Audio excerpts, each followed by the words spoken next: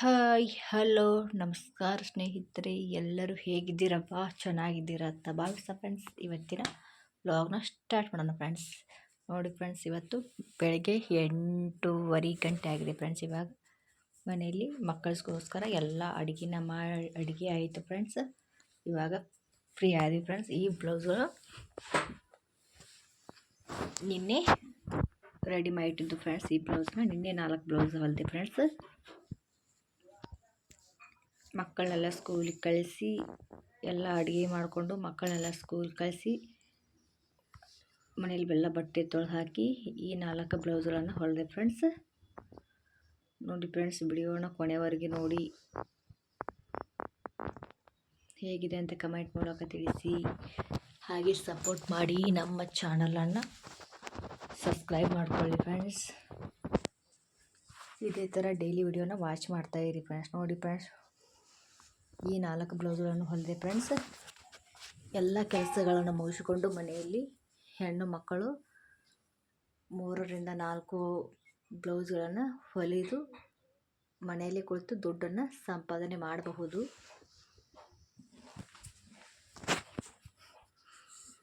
ಹಾಗೆ blouse design ಹಾಗೂ ಸಾದಾ ಬ್ಲೌಸ್ಗಳನ್ನು ಬಿಡ್ತಾ ಇರ್ತೀನಿ ಫ್ರೆಂಡ್ಸ್. ಡೈಲಿ ನೋಡಿ ಇವೆಲ್ಲ ಬ್ಲೌಸ್ಗಳು ಹೊಲಿಬೇಕಾಗಿರೋದೆ ಫ್ರೆಂಡ್ಸ್. ಇವಷ್ಟು ಕಟ್ ಮಾಡಿ ಇಟ್ಕೊಂಡಿದ್ದೀನಿ ಫ್ರೆಂಡ್ಸ್.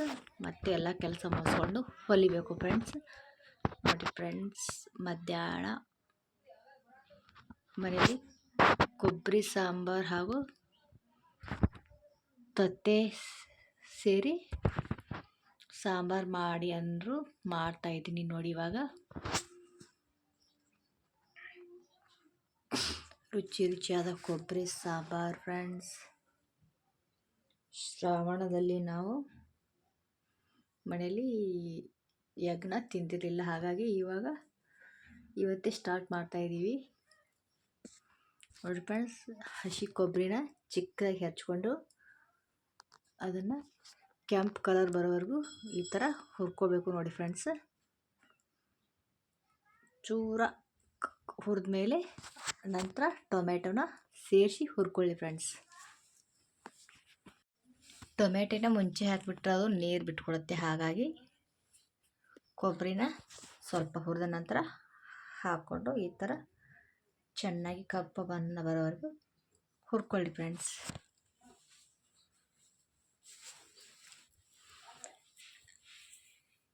ನೀವು ಟ್ರೈ ಮಾಡಿ ಮನೆಯಲ್ಲಿ ಹೇಗಾಗಿದೆ ಅಂತ ತಿಳಿಸಿ.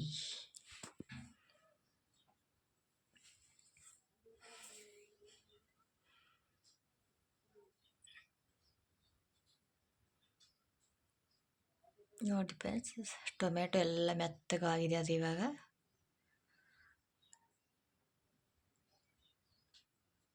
ಆಲ್ಮೋಸ್ಟ್ ಹುರಿತಾ ಇದೆ ನೋಡಿ ಫ್ರೆಂಡ್ಸ್. ಇವಾಗ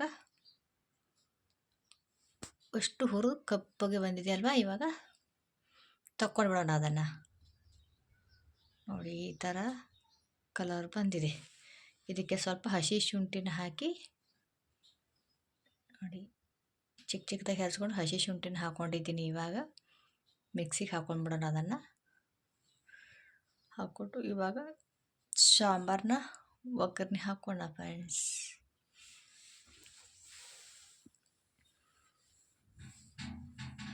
ಎರಡು ಚಿಟಿಕೆ ಎಣ್ಣೆ ಹಾಕ್ಕೊಂಡು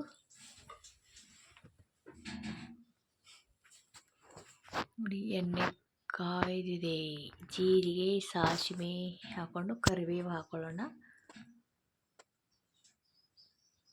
ಕೊತ್ತಂಬರಿ ಇದ್ದರೆ ಕೊತ್ತಂಬರಿ ಹಾಕ್ಕೊಳ್ಳಿ ಫ್ರೆಂಡ್ಸ್. ಇದರಲ್ಲಿ ಹಾಕೊಳ್ಳೋದಕ್ಕಿಂತ ಮಿಕ್ಸಿಲಿ ಹಾಕ್ಕೊಳ್ಳಿ ಫ್ರೆಂಡ್ಸ್,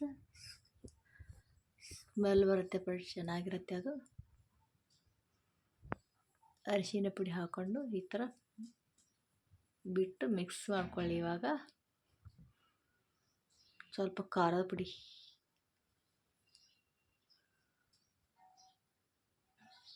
ಪುಡಿ ಹಾಗೂ ರುಚಿಗೆ ತಕ್ಕಷ್ಟು ಉಪ್ಪು ಹಾಕೊಂಡು ಮಿಕ್ಸ್ ಮಾಡ್ಕೊಂಬಿಡ್ರಿ ಫ್ರೆಂಡ್ಸ್.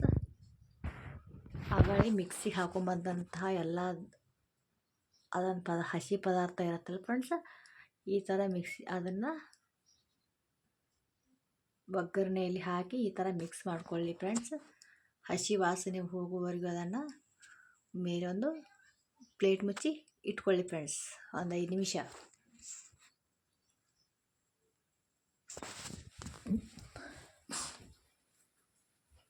ನೋಡಿ ಇವಾಗ ತೆಗೆದೆ, ನೋಡಿ ಎಷ್ಟು ಚೆನ್ನಾಗಿ ಬಂದಿದೆ ಅದು.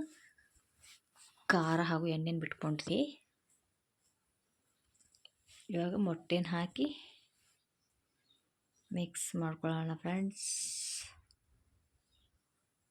ನೋಡಿ ಯಾಕೆ ಕಾಣ್ತಾ ಇದೆ ಅಂತ.